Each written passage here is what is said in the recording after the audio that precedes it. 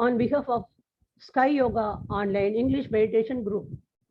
I am Professor G.K. Bharati. Welcome you all to today's special program. Week after week, we are having special lectures by some special professors. This week also, we are going to enjoy such a special lecture on the topic on the bliss that is Brahmam. Our senior professor and mentor, Professor Balchandranaya, is with us to introduce the special guest. Welcome, Professor Balchandranaya. Thank you, Professor Bharati.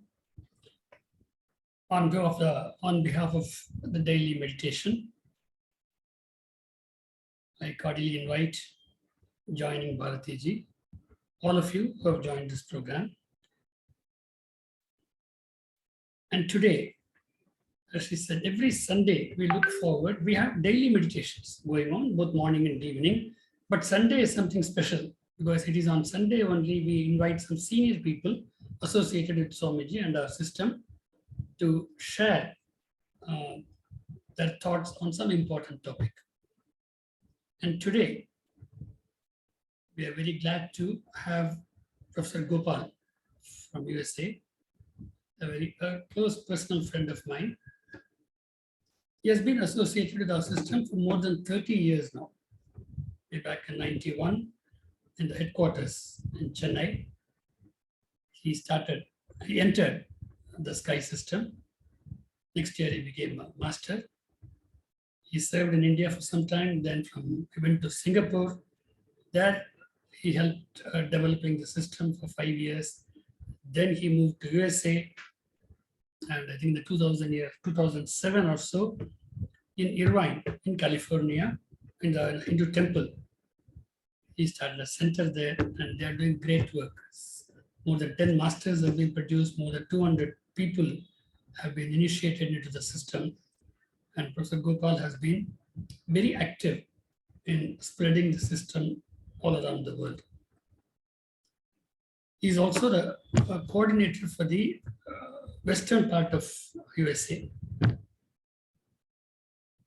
indeed a pleasure to invite him. And the topic is also very nice, on the bliss that is Brahmam. Brahmam is a very abstract concept, but Maharishi has made it in such a way that even common man can understand and start enjoying that. So let's hear Professor Gopal on this wonderful topic. I thank him for accepting and giving this program today. Over to Professor Gopal. Yeah, please take over.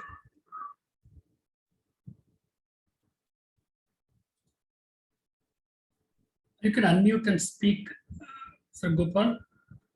Yes, sir. Okay. Do you hear me now? Yeah. Yes. Okay. Be blessed by the divine. Thank you, Aya, for the wonderful introduction. And good evening all, and good morning for those who are joining from USA. It's indeed a great pleasure to meet all of you. Are you able to see my screen okay? And am I audible fine? Yes, sir. Yeah, it's fine. Okay. Thank you very much. Yeah. Be blessed by the divine. Salutations to God. God, the primordial state transformed into the atom or the life energy. The atoms combine to form different elements, which in turn combine to form different cosmic objects and the universe. This divine state with this infinite consciousness also manifested as a synthesis between life and death. This consciousness also guides humans to lead a spiritual way of life. Let us realize this divine state, serve the world, and find true happiness. Salutations to Guru. My dear Guru, you showed me the way to control my thoughts and stay in peace. In that state, when my mind stays still, a great joy springs from there. As the end goal of so many births in this great world, you gave me a life of constant awareness. This is my happy news to you.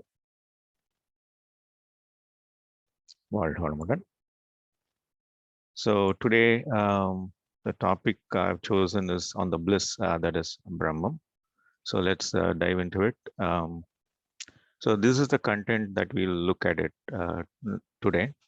So source of the topic, I'll explain why I've chosen this. And there are some verses from Taittiriya Upanishad. So I'm not a authority in any way possible, on the Upanishads, but I've been more interested in learning Upanishads, what they're teaching, because Swamiji is considered to be uh, his name itself, right? Like Vedas, Artha.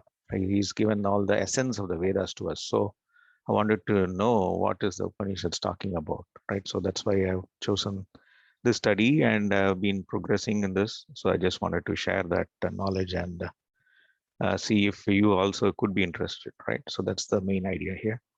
And Swamiji's explanation on the Brahmam that he wrote a poem on that. So I want to discuss that on divine ecstasy and give a recap and then acknowledgements of the source of my knowledge or the information that I'm sharing with you so that you also can research further.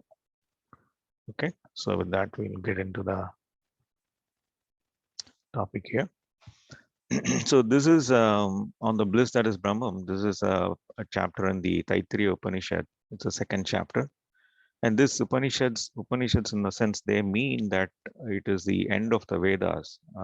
Every Veda, Rig, Yajur, Sama, and Atharvana, they have at the end of the Vedas the teachings or the essence, talking about Brahmam. So it's a Brahma, knowledge of the Brahmam or the divine, right?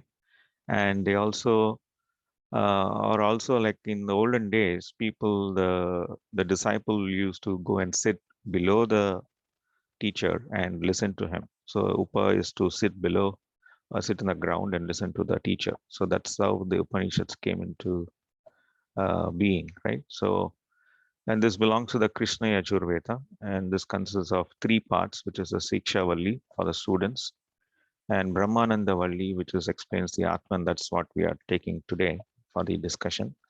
And Brihu Valli is repeats the idea of Ananda through the story about the sage Brihu.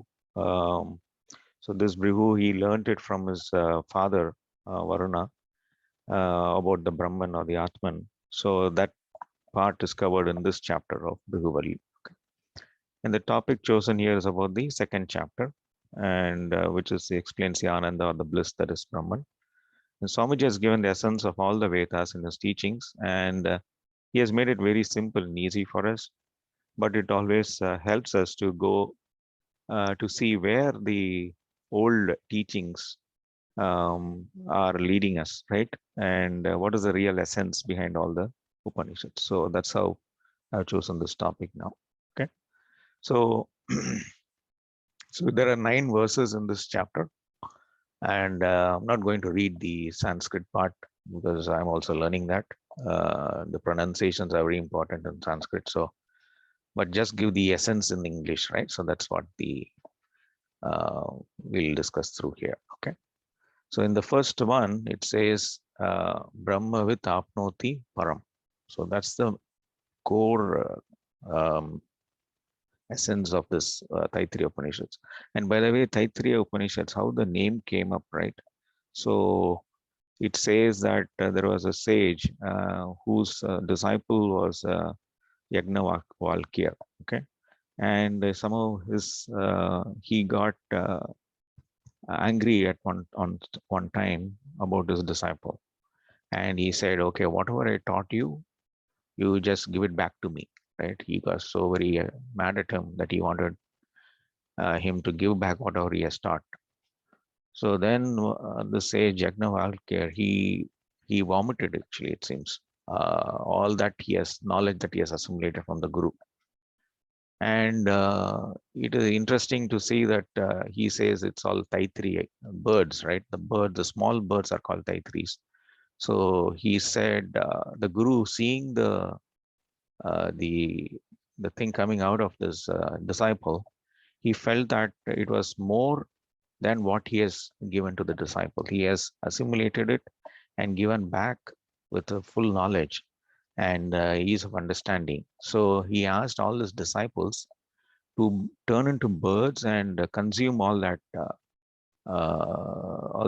droppings from his mouth, right? So that's how the Upanishad got its name. And also they also talk about this has become a complete set of knowledge. So it talks about student learning, it talks about the knowledge of the Atman, and it talks about the Brihu learning. So it's an entire study. Even in today's, it's a very popular Upanishad, and people learn a lot about this and recite all the mantras of this as well. So that's how this story goes back. Okay, that's just for information. And now, so now look at the first one, which says Brahma Vitapnoti Param. On that, which says real consciousness infinite is the Brahman, and whoever knows it in the on the hidden cave in the highest in the minds, right?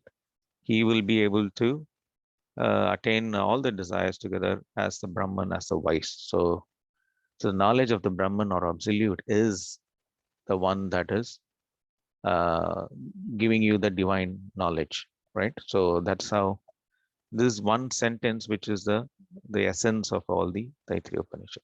Okay, so that's the first part in this. They explain that, and what covers in this is what Swamiji has given us in the 5 sheets of existence, right? So we know that there's a physical body, there's a vital energy sheet, there is a mental energy sheet, and then there is a wisdom sheet and the bliss sheet. And the soul is the Atman is under all of this, right? And it controls the other sheets. Sheets means it's a cover, right? Like a sword you put into a cover. So like that, we are all covered. The Atman is covered as different sheets. And once you peel off like an onion, then each of this gets over. We are able to overcome all this Maya or illusion, and we get to the real Atman. So the whole Taittiriya explanation, the first 3 to 5 mantras, they teach about this sheets that cover us, right? And our true nature of the soul or consciousness is hidden from the from us, right? So, and then we are able to once we are able to see this and peel off the onion, then we are able to go deeper and deeper to our true nature. So this talks about in it's called Annamaya Kosha, which is made up of food and matter that we consume, right? So first, all of the matter was produced as food, like all the food, plants, life, and all were produced before any living beings came up. And food is the essence of all our existence, right? Without food, nobody can exist, right? The second one is the Pranamaya Kosha, the vital energy, and then the which is called the life energy, right? Or the prana. In here, they talk about prana as the breathe that we have, right? So we'll go through that in a detail in a bit. And then we have the Manomaya Kosha, which is the mind sheath. And so that's about thinking about things, right? So the mind, the things about different things. So that is the mind, and then the intellect, right, is distinguishing between right and wrong and choosing the right action. So those are the intellectual action, or the Vijnanamaya Kosha. And then the Anandamaya Kosha, which is the bliss sheath. So why it is called a bliss sheath? Because at this time also the ignorance is not gone, right? We are still ignorant. Like when we sleep, right? We are in a bliss state, but are we aware in that state? No, we are not. So that's called the Anandamaya Kosha. So they're all arranged in a telescopic manner, like as you take a telescope and expand it and compress it, right? So it is like one inside the other, and one which is the root of the other. So that's how this has been described. And the outer deriving the vitality from the inner. So these are the 5 sheets that we discuss in the different mantras here. So from that, verily the self. So it talks about the self transforming into the 5 states. Okay. First is the ether or the akash that's born from the divine, right? And from there, the air came up, the hydrogen, and fire came up, which is the oxygen. And then the air and the heavy air combined to combine water. And from the water, the earth also got formed. And from the earth, the plants and the food, and the fruit to the man. Okay, so that's his whole history of the divine. He verily is a Brahman, which is formed of he verily is this man formed of the food essence. So they compare this to a bird, always to a bird with its head, with its body, with its right wing, left wing, and the tail. So that's how each of these mantras will go. Okay. So here they call itself, the man itself, as the head. And there is a right hand, which is the right wing, left hand, which is the left wing. And this is a self, which is a trunk. And then the tail, which is the leg part. Okay. So that's how they compare to a bird. In each of these mantras, it comes like that. Okay. And then the second one, it talks about the pancha koshas, right? So the first is the annamaya kosha. So we'll cover that here. So from the food, what happened? From the food, which everything came up, right? So once we eat the food, we live, and once we die, we go back as the fodder to the soil. We become the manure to the food. So we all the five panchabhutas disintegrate, and we go back to the earth or the prithvi. Or so that's how we originate from the food, and we die and go back as food or the earth, right? So surely food is the eldest. It is the main prime thing. That's what they're saying, and it's a medicament of all. So we should consume food as a medicine, they say, right? So it's the medicine of all. So you must eat with that consciousness, right? As food as a medicine, and then it's called the medicament of all. And from the food, all the beings are born, and by the food we all grow as well. It is fed upon, and it is feeds on beings. Hence, the food is called as the eldest, and it's the medicament. So from the food, what happened is there is another form, which is a prana, which is the breathing, right? By this, one is filled. So then he verily is the one of man's shape. So after his man shape is a human shape. Often prana itself is the head, right? And then vyana. So there are five pranas they talk about. We look at it. So prana is the head, vyana is the right wing, apana is the left wing, akasha is the trunk, and earth is the tail. On that too is a verse. So if you look at the five pranas that we have, right? So it's udana, prana, samana, vyana, and apana. So these are different breathings that happen within our body, right? So prana is a physical location, is diaphragm to the throat, and udana is a physical location from throat to the head. Samana is the one that helps for digestion, and vyana is located, pervades the entire body for circulation, right? And apana is the one that's in the pelvic to the feet, and it helps in the excretory process. So, and there are other upapranas also, naga, kurma, krikara, devadatta, and dhananjaya. So they are also called the sub pranas. Okay.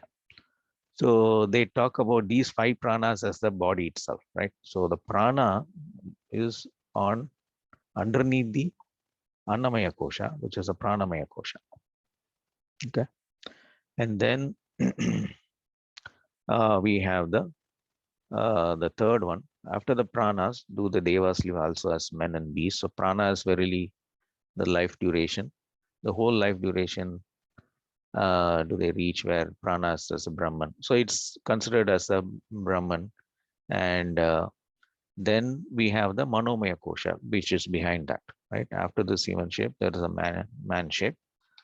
And here they talk about the shape of the body as Yajus is the head, and then the Rig is the right wing, Samaveda is the left wing, Ordinance is the self, and Angirasas are the tail and the support. So they talk about the four Vedas as the body of the bird that has to go and consume the teachings. Okay, so these are the different prana and the manomaya kosha that goes behind the pranamaya kosha. Okay, and then the mind, when the mind turns back as well as manas, when we know the mind, then we know the bliss of Brahman, and there is no fear at all. Okay, so so even when sage Janaka was a realized person, in the sage Yagnavakya who taught him, he said, now we are fearless and now we are the realized person. So when we are realized, then there is no fear of anything. So when does the fear come? It is when we know the duality, or we are away from the Brahman. Then that's when we know the fear aspect. Okay, so that's what they talk about here. And then with that, beyond the Manomaya is the Vinyanamaya Kosha. And that is talked about as faith as the head, and then righteousness is the right wing, truth is the left wing, yoga is the self, and Maha, the Surya is the tail. And so they talk about, so when we do the meditation and yoga, so we should have the righteousness, when we should have the truth and do the yoga practices, right? And that's how we need to get to the Vinyanamaya Kosha. Okay. And then we have the intelligence aspect, which comes in the Manam, Buddhi, Chittam, Ahangaram, right? So this is a Chittam, which is the intelligence aspect. And so this deals with the Anandamaya Kosha, okay? And so this is talked about as a human shape, as a man's love itself, right? Love itself is the head, joy is the right wing, delight is the left wing, bliss is the self, and Brahman is a tail that supports on that too. There's a verse. So all these verses they talk about is a verse from the Rig Veda that they also explain in the first part of the mantra. Okay, so that's what they talk about, and that too is a verse here. So these 4 sheets, right, are covered with the 4 things that we know, right? So body, mind, and the intellect, right? So, and if we know the Brahman as non-existent, he himself, so then they talk about the whether we know the Brahman as non-existence or he himself becomes non-existent. So when we know the Brahman as we say that there is no Brahman, then we become non-existent. So we need to have faith, right, Shraddha, in the Brahman or in the teachings, right? So the self is the essence of all the 5 koshas. So that's what they talk about. And they also say whether does the ignorance. So there are 3 questions they raise here. One is there a Brahman, right? That's the first question they want to answer. Then the second question is there there's a wise person, right, after death? Does he reach the Brahman? And the prior person was not realized, does he reach the Brahman or the consciousness, right? So to answer that, what the Upanishad says is, you got it explains the existence of Brahman in 7 ways. Okay, so it says there are 7 reasons why the Brahman exists, and it also concludes saying only the wise person with the knowledge of Brahman realizes the Brahman. And it doesn't say that the knowledge, the person without knowledge or the unrealized person doesn't reach. It is understood, right? So that it says that only the wise person who is a self-realized soul will be able to know the Brahman. So with that, it tells you about the existence of the faith, the importance of faith in knowing the true Brahman. So what happened is, first there was only non-existence. Everywhere it was non-existence, and from that the existent was born, right? So when Swamiji explains this, he says there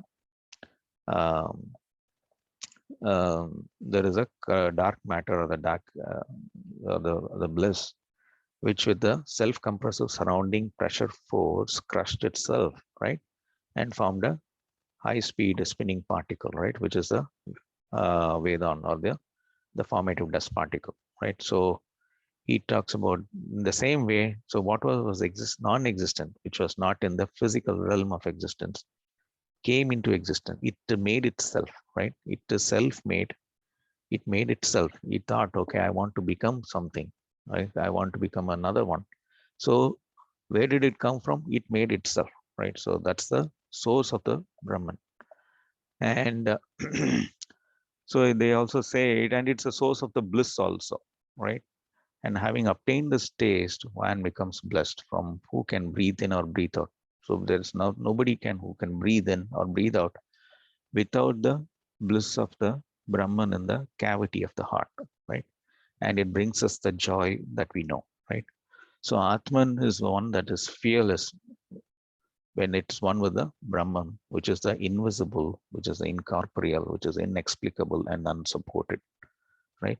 So, however, we become free from fear, right? When we become one with the Brahman. But when we make a slight distinction of away from the Brahman, then we have the danger of having the fear. So the duality is known when we know the away from the Brahman. We are thinking that we are not, right? So when you have the slightest doubt, right, then you get the fear, right? So the very same Brahman becomes the source of the fear also. So everything happens in two, right? Existent and non-existent, fear and non-fear. So all that is also produced by the Brahman itself. So that's the verse that is being described here. And through fear of him blows the wind. So they say about how is this the whole thing happening is the wind is blowing because of fear of the Brahman. That's how they say. And they also say the fire is burning and the moon is shining because of the fear of the Brahman. And they also talk about rises the sun also. Sun rises and sets because of the fear. Everything is in order of function, right? Order of function in everything, and everything is consciousness, the God says Swamiji, right?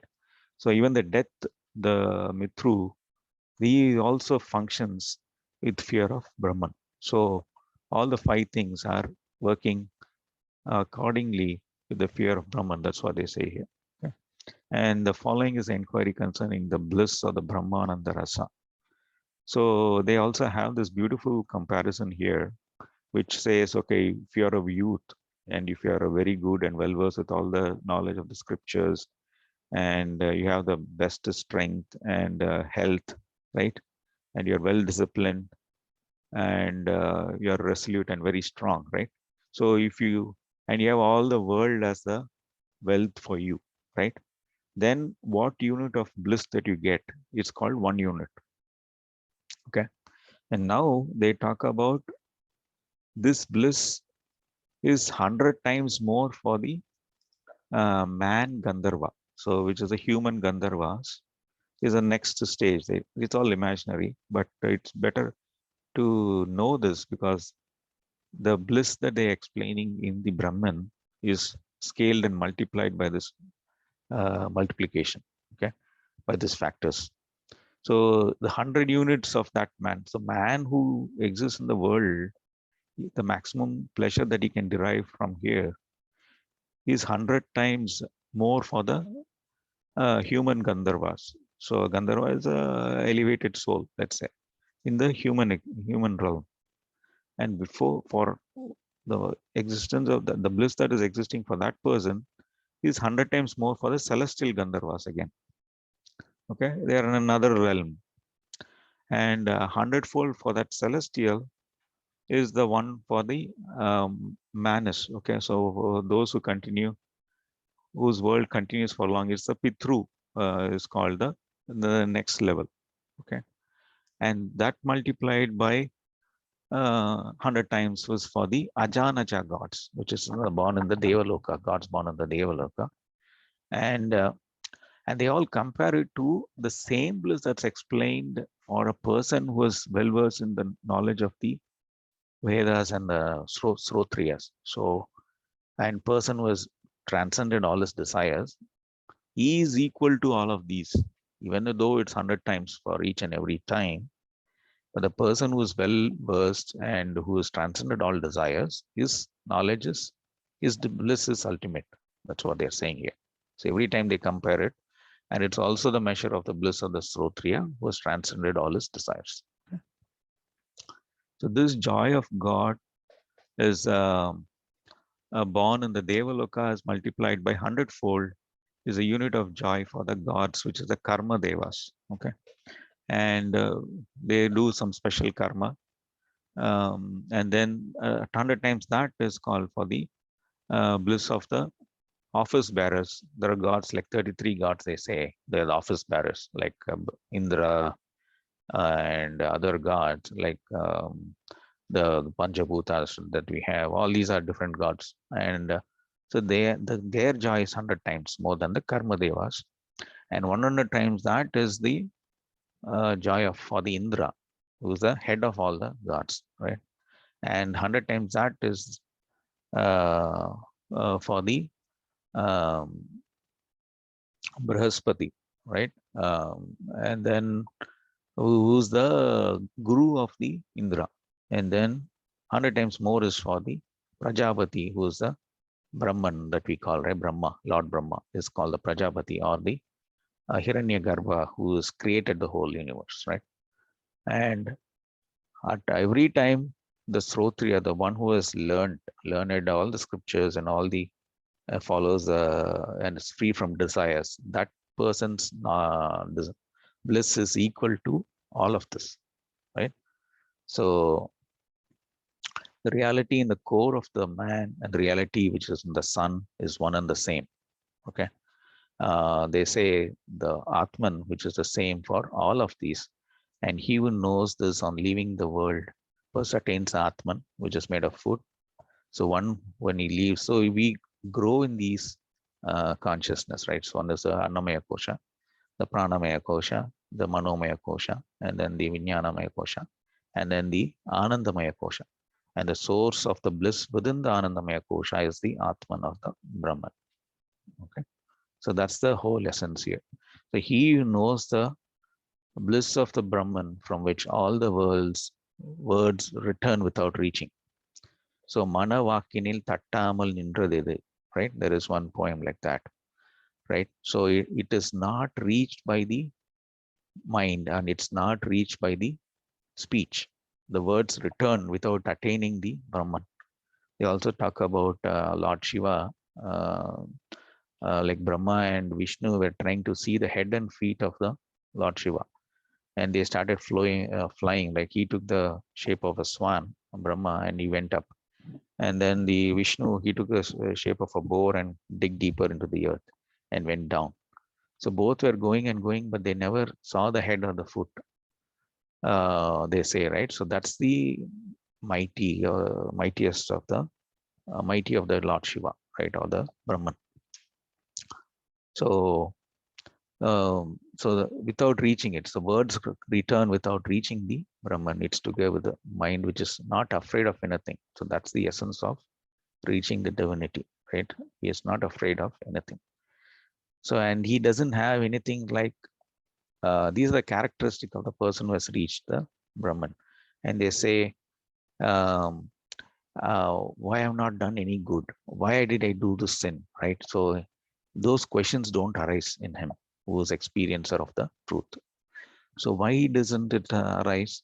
Because he doesn't have the duality, right? He is one with the Brahman, and he does whatever he thinks is the right thing. Whatever he does is the right thing, right? When Swamiji talks about him, he says when the realized person is there, he thinks about and does only the right things, and there is nothing to be afraid of. And he doesn't have, oh, I should have done it that way, I should have done it this way, why did that person hurt me or something.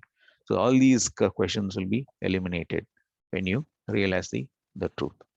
Okay. So that's the whole essence of all this 9 mantras.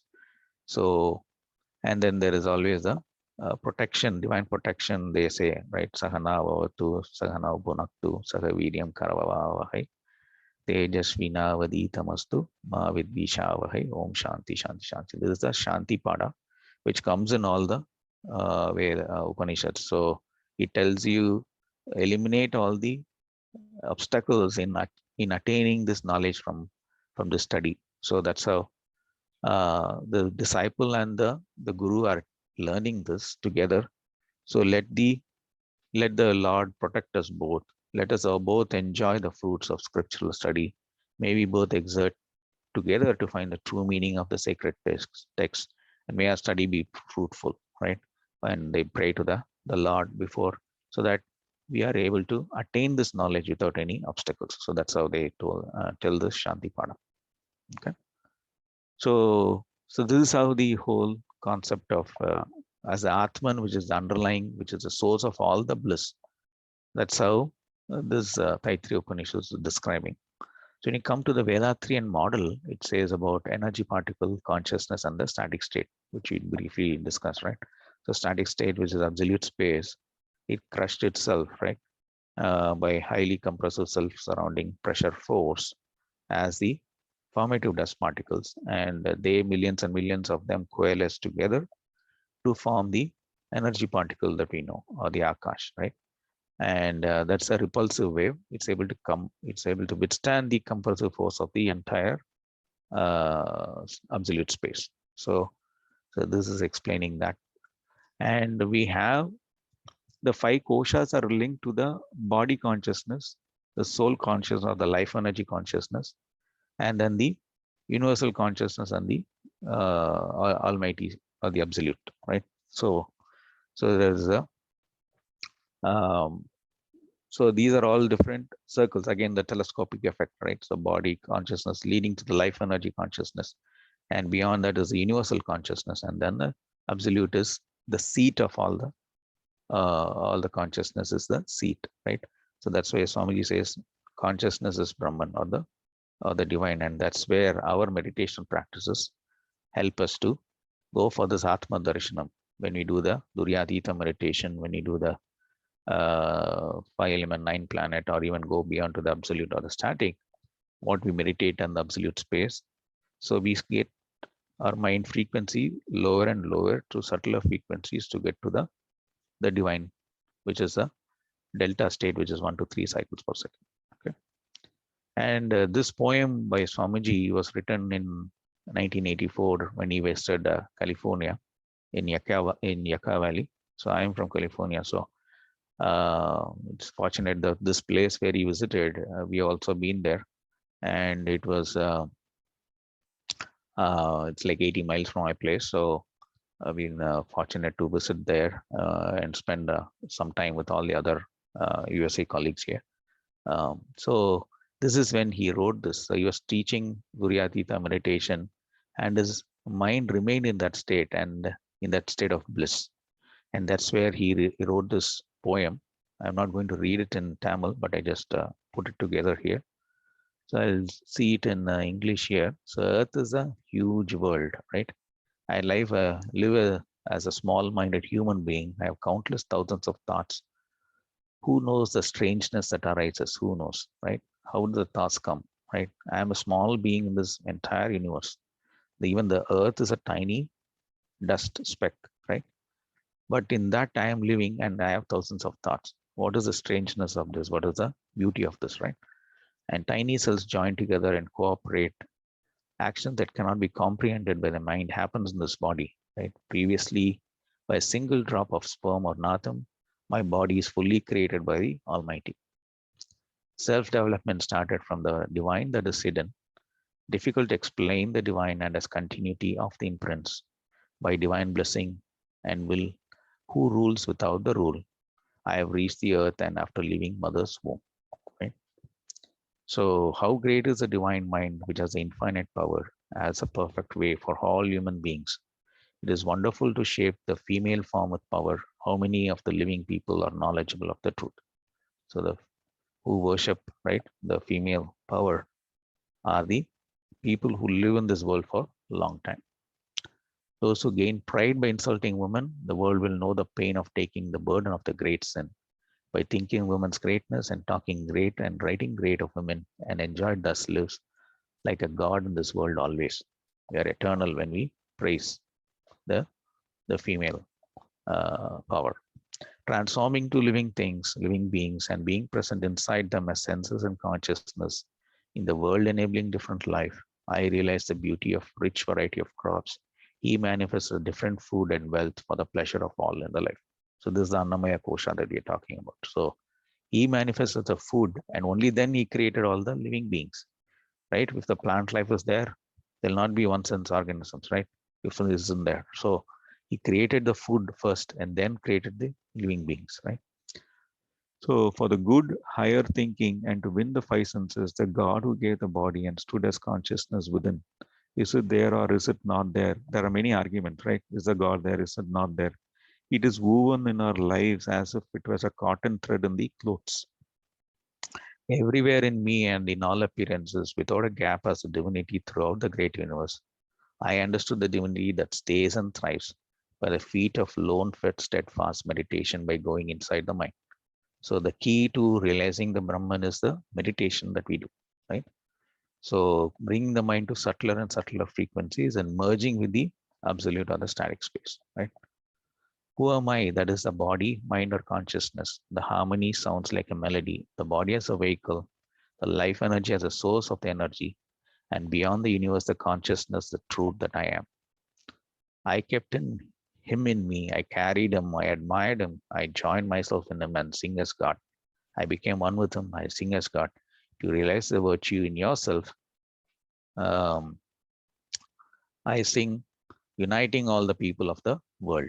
So he sees the world as one. He is called the world citizen, right? Vethathiri Maharishi. He sings with uniting all the people of the world, right? That's how he gave us the 14 principles of Vethathiriam. He says, Porilla Nallulagam, right? The world without war, Poril Thoril Samanir Needi, right? So he says about economic equality. So there are 14 principles that we have. So how will he get that to a level? Because he thinks the world as a one, right? And even beyond that, right? As Brahman, as one with the Brahman, Swamiji has been guiding us even now, right? Every time. World material, which is the body, and real material, which is the life energy of soul, the higher arts of consciousness and moral living, doing good for all. I live in the middle path, permeating all nations in the service of divinity and consciousness. So he's not one nation's, he's a world human treasure that our Swamiji is, right? And let the whole world live prosperously and keep the life rich, and may the consciousness grow in the bliss and enjoyment of life. People all over the world have desire for the true truth, and let it grow and grow, and let our hearts unite and prevail, unite to prevail. So this is the poem that Swamiji has given us. So just to conclude, I give a summary of the Taittiriya Upanishad. So first thing, they give us a sutra vakyam, which is like a formula. Brahma with apnoti param. One who knows the Brahman attains the supreme. So that's a formula. And vritti is to explain that. How do we understand this Brahman is Satyam Jnanam Anantam Brahman. Yo Veda Nihitam Guhayam Parame Vyoman Shoshnute Sarvan Kamansa Brahmana Vipaschita Iti. One who knows the Brahman as a true Anatman.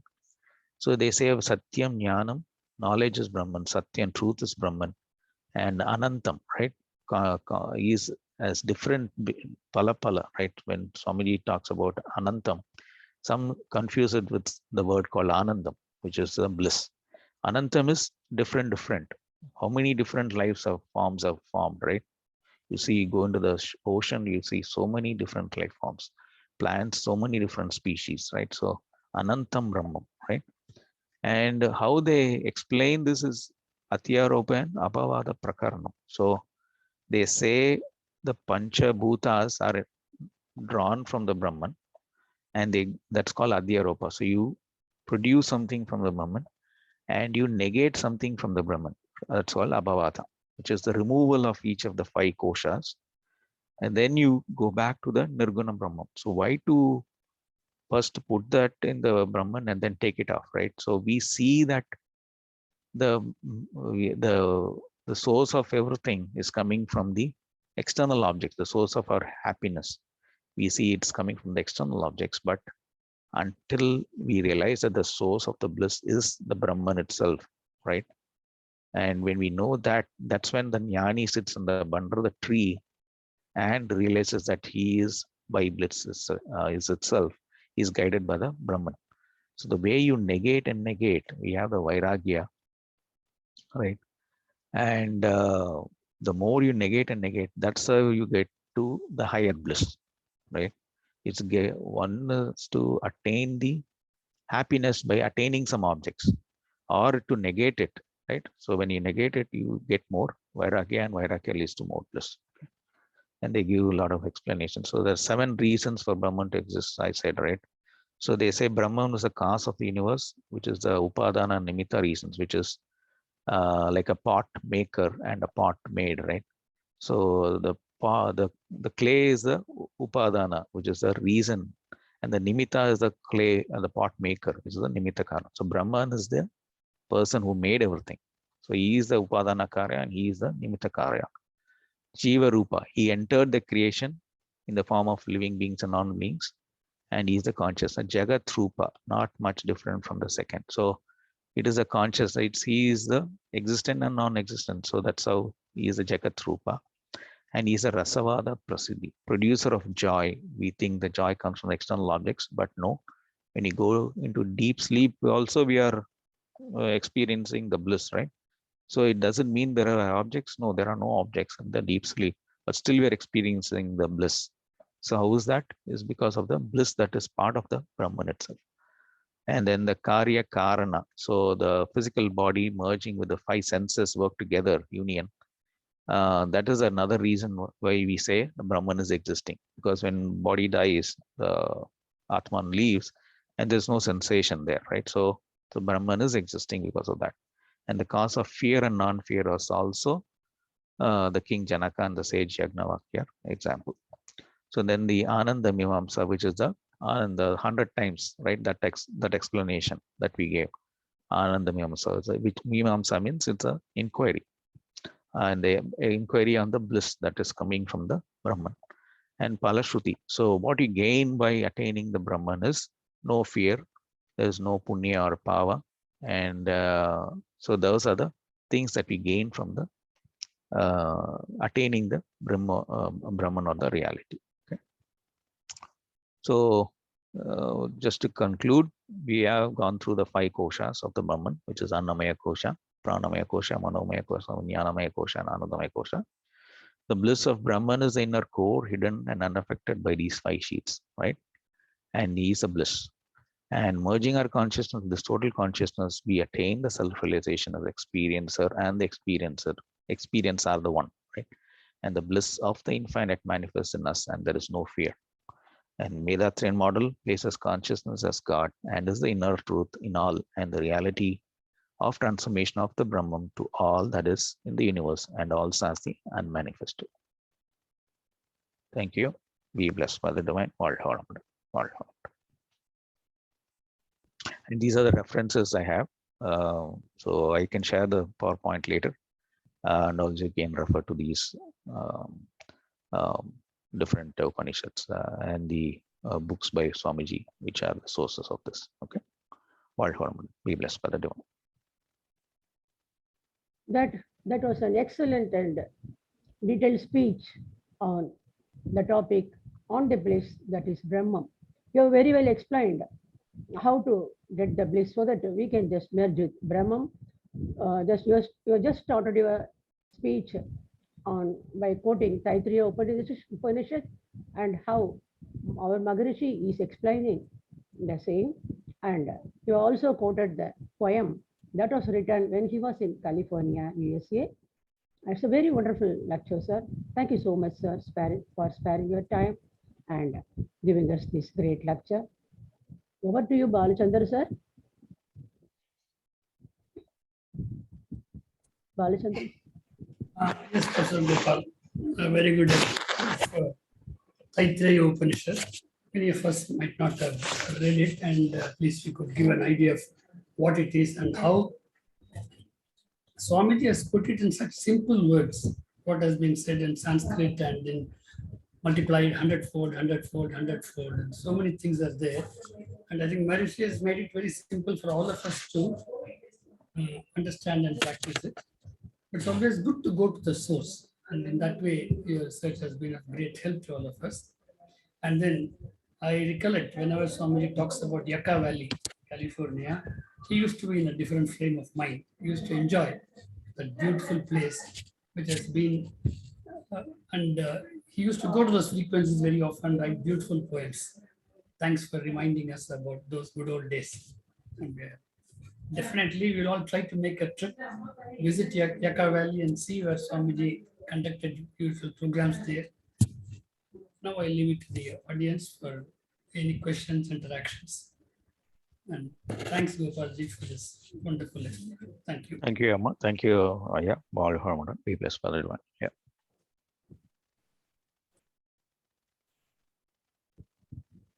Friends, all are welcome to have your questions and also any doubts.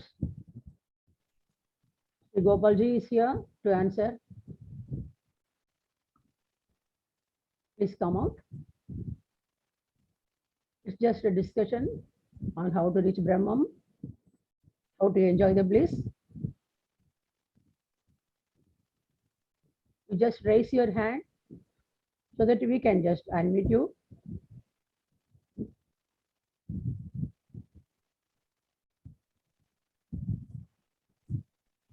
Okay. Okay, sir. Okay. Shall we conclude, sir? Yeah, you can do that. Thank you very much, Professor Gopal Murugesan, sir, for your wonderful lecture on the topic bliss, that is Brahman. Thank you, our dear participants, for joining today. And I thank Professor Balachandranaya, Senior Professor and Mentor, for his continuous guidance. Thank you all, dear friends. Every day we have meditation, different kinds of meditation, morning 6 a.m. and evening 6:30 p.m. Indian Standard Time. Kindly do participate and enjoy the bliss. And also every Sunday we have special lectures on by some special professors. Please do join and enjoy. Thank you all. Kindly do bring more of your friends and relatives into Sky Yoga so that they may also get benefited. Thank you all. Meet you tomorrow and also for the lecture the next Sunday. Have a good day. Be blessed by the divine. All Harmon. Be blessed by the divine. Thank you. Thank you for your yes.